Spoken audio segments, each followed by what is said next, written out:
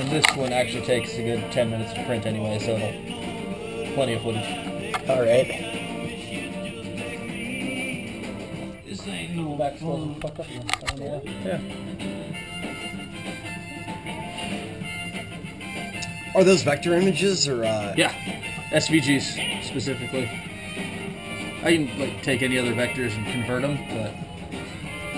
but. So like, could you do like EPSs and? Yeah, if I take an EPS, I just have to run it through a converter to turn it into SVG. That's what Inkscape likes to work with. Oh, right on. Yeah. So it's basically just like a plotter. That's exactly what it is.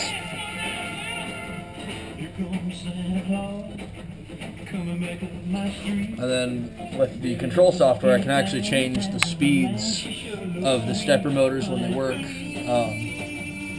The speed that the object rotates when the pen is up and when it's down. It moves a lot quicker when the pen's up.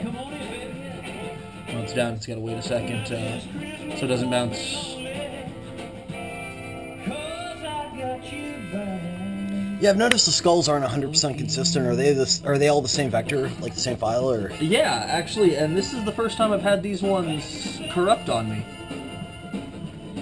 So I'm not sure why. I mean, it's the one little skull vector duplicated and organized. That's right, it. right. And it looks perfect on screen, but for some reason the plot is coming out screwed up. And wants me to be fed.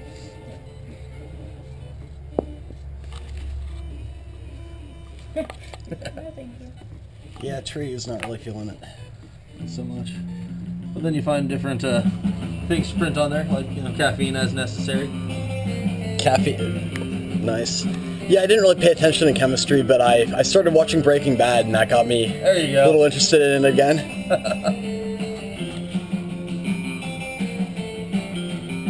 And then the Inkscape and the control software, or the control plugins for it, you can do multiple layers. Oh yeah? So I can I caught a seam, damn it. I can stop halfway through and change the color of the pen. Oh, nice. Okay. So it's kind of handy. And yeah, I guess you have to experiment with something like this quite a bit to really get it to work the way you want it to. Yeah. And so when the pen caught the seam, it actually rotated the ping pong ball a little bit. And so now it's tracing over itself again. Yeah, yeah.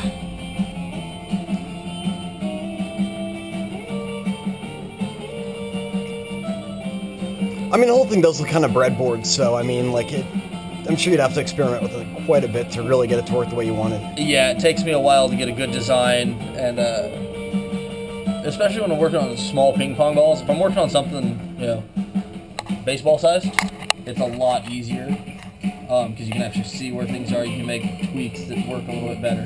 Yeah, yeah. But when it scales down so much on the ping pong balls, one little maladjustment and that's it. Yeah.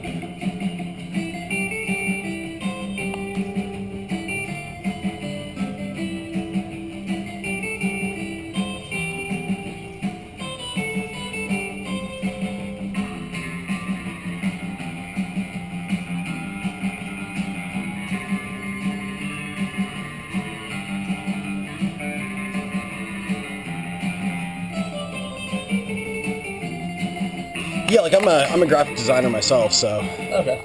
This kind of stuff does interest me.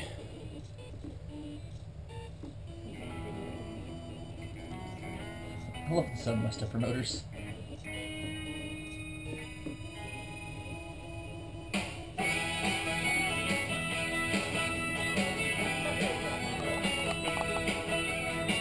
No one can? Great stuff. Realize that we're going on like this.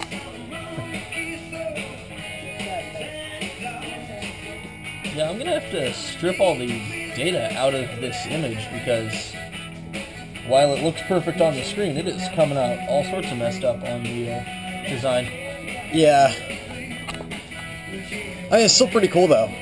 And I mean, it still looks, it doesn't look bad either. That's well, I mean, just the difference from the first one I did today and that one. Yeah, the first one pretty much nailed it, but then again, you avoided the seams on it both times, so Right. that could have had something to do with it too. Yeah. Well, and I thought I had, I mean, in the software, I've set my guides to where I know where the seams on the ping pong ball are, and so I clipped the data out of there, but apparently I didn't have it aligned perfectly in there. Right, right.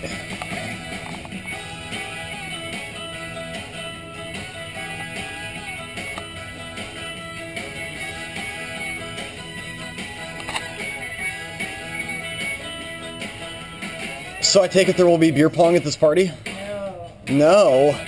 Then what's with the ping pong balls? He just brought them to I have a robot that draws on ping pong balls, so I brought it with me. You know what? Fair enough. That was pretty much the first thing I told her last night when I got here. I'm in town. I have a robot.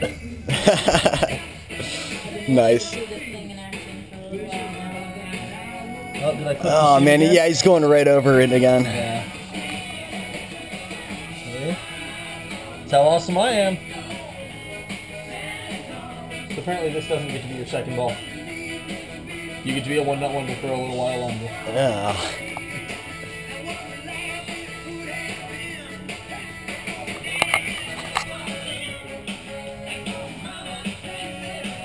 So where did you order that again? This is from Evil Mad Science.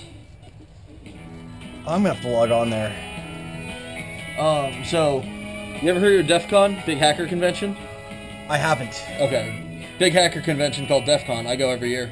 I'm one of the organizers for one of the second oldest event there, which is the scavenger hunt. It's a weird ass scavenger hunt. And, we asked for some people to be sponsors, just give us some cool prizes that geeky people would like an egg bot.